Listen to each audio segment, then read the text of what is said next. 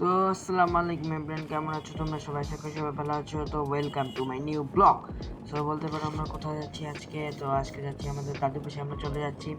So বলতে পারো দাদু বাসায় কেন যাচ্ছি, কিসের জন্য যাচ্ছি, আর ভিডিওই বা কেন করতেছি? কেননা আমার দাদি দুদিন আগে মারা গেছে, গত বুধবার। ইন্না লিল্লাহি ওয়া ইন্না ইলাইহি রাজিউন। সেই জন্য আজকে আমাদের দাদির 3 দিন ছিল।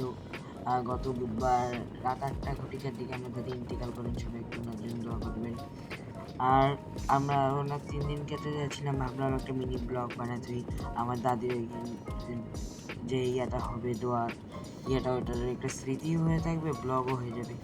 সো গাইস, বেশি কথা বাড়িব না, আর আমি বেশি বড় বড় করে দেখাবো না। আমি ছোট ছোট করে সব কিছু দেখাবো, ছোট ছোট করে ক্লিপ নিছি। সবাই একটু ব্লগটাকে এনজয় করুন, এবং যা ভুল হয়েছে একটু কমেন্টে জানিয়ে দিবেন।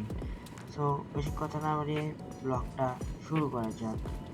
সো গাইস, এটা হচ্ছে আমার দাদু বাসা, দেখতেই পাচ্ছ কত বড়। আর এটা হলো আমার একটা আপু, আমাদের ফ্যামিলির সবচেয়ে ছোট বোন ওটা। ওকে, সো ভিতরে দেখতে পাচ্ছ কেমন করে আয়োজন করেছে। আয়োজনগুলো অনেক সুন্দর করেই করেছে। একটু কাটাকাটি করতেছে ভিডিওটা, কারণ দেখতে পাচ্ছ একটা মারা যাওয়া বাসা, সে জায়গায় যদি ব্লগ করে সবাই একটু রাগ হতে পারে। আর আমি ফার্স্ট টাইম।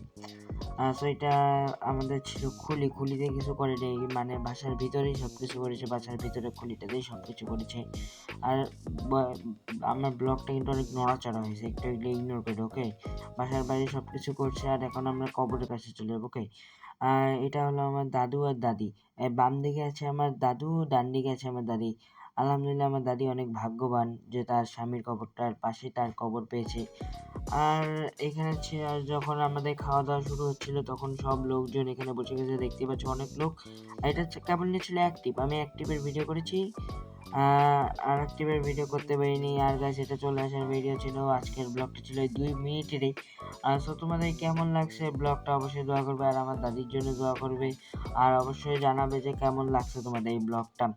আর যারা ইউটিউব থেকে দেখতেছো অবশ্যই সাবস্ক্রাইব করবে। সো আল্লাহ হাফেজ, আসসালামু আলাইকুম এভরিওয়ান।